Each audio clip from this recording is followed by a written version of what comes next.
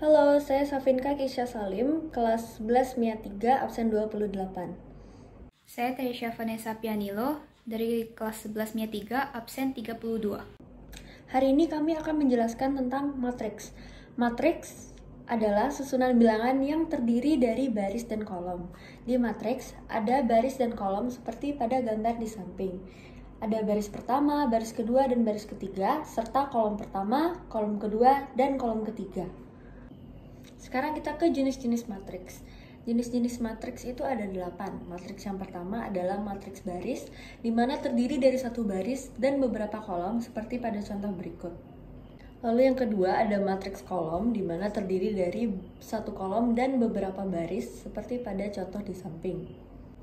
Yang ketiga ada matriks persegi panjang, di mana jumlah baris dan kolomnya itu berbeda.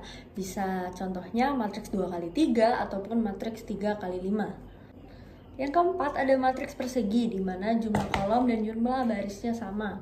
Bisa 2x2, 3x3, 4x4, dan sebagainya. Lalu yang kelima matriks segitiga. Ini letaknya ada di bawah ataupun di atas diagonal utama dan berelemen 0. Yang keenam adalah matriks diagonal. Matriks ini terbuat dari elemen diagonal utama yang berada di matriks persegi. Matriks ini memiliki dua ciri khas. Ciri khas yang pertama adalah biasanya ada pada matriks persegi 3x3, dan ciri khas yang kedua adalah biasanya elemen yang ada pada matriks ini semuanya 0 kecuali diagonal utama. Yang ketujuh ada matriks identitas. Matriks ini semua elemennya 0 kecuali diagonal utamanya yang bernilai 1.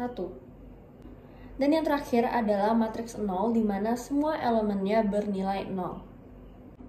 Sekarang kita coba mengerjakan soal. Di sini ada matriks A 1, 2, 4, 3 dan matriks B 6, 8, 4, 2. Di sini kita coba melakukan penjumlahan antara matriks A dan matriks B sehingga kita mendapatkan hasil perhitungan yang seperti ini. Di sini kita bisa lihat kolom pertama baris pertama matriks A dijumlahkan pula dengan kolom pertama baris pertama dari matriks B, dan baris pertama kolom kedua matriks A dijumlahkan dengan baris pertama kolom kedua matriks B. Begitu seterusnya hingga akhirnya kita mendapat hasil seperti ini. Kemudian saya akan melanjutkan dengan menjelaskan mengenai pengurangan matriks. Di sini sudah terdapat matriks P dan matriks Q. Matriks P 2, 3, 6, 9, matriks Q 3, 1, 7, 5. Tentukan P dikurangi Q. Misalkan terdapat dua buah matriks, yaitu matriks A dan matriks B. Jika ditanya hasil matriks dari pengurangan A dengan B, maka dapat diperoleh dengan mengurangkan setiap elemen pada matriks A yang seletak dengan setiap elemen pada matriks B. Jadi, begini cara perhitungannya. Jadi, kita akan mengurangi setiap elemen pada matriks B yang seletak dengan setiap elemen pada matriks Q.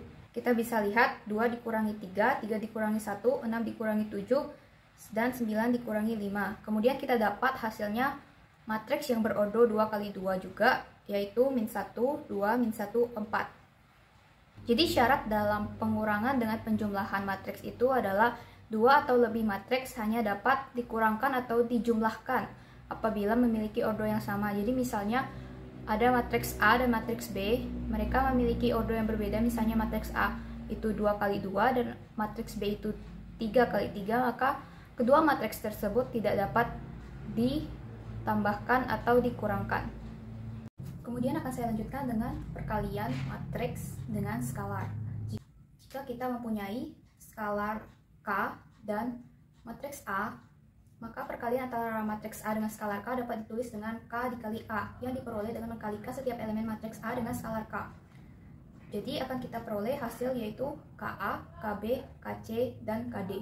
Di sini saya ada soal mengenai operasi perkalian skalar dengan operasi pengurangan matriks. Di sini kita ada soal matriks A dengan matriks B. Matriks A berelemen 1, 3, 2, 4, matriks B berelemen 4, 7, 5, 6. Kemudian tentukan hasil dari 3A dikurang B.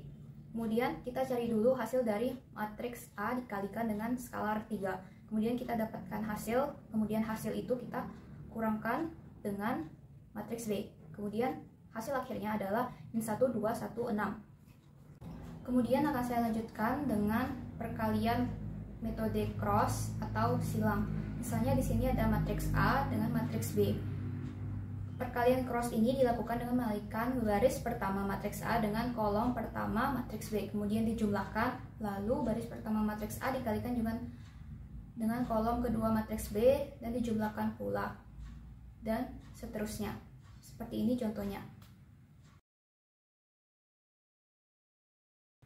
Perkalian cross juga berlaku pada matriks yang berordo 3x3, contohnya seperti ini. Yang kemudian begini cara pengerjaannya.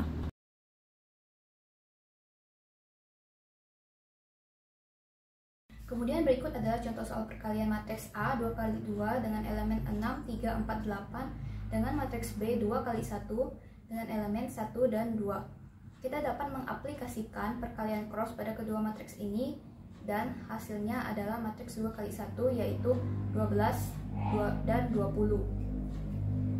Kemudian kita lanjutkan dengan transpose matriks. Transpose matriks adalah merubah baris menjadi kolom dan merubah kolom menjadi baris. Contohnya adalah sebagai berikut. Jika kita miliki matriks B 2x2 dengan elemen A, B, C, D, kita transposkan, yaitu hasilnya adalah A, C, B, D.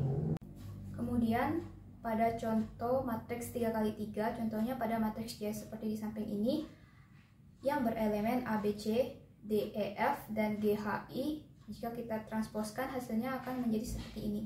Kemudian kita lanjutkan dengan determinan matriks. Determinan adalah nilai yang dapat dihitung dari unsur suatu matriks persegi. Jadi determinan matriks adalah perkalian diagonal utama dikurangi perkalian diagonal samping. Jika kita punya matriks A dengan elemen A, B, C, D, kemudian kita cari determinan A, yaitu perkalian diagonal utama dikurangi perkalian diagonal samping. Jadi A dikali D dikurang dengan B dikali C. Hasil dari determinan matriks akan menghasilkan hasil skalar.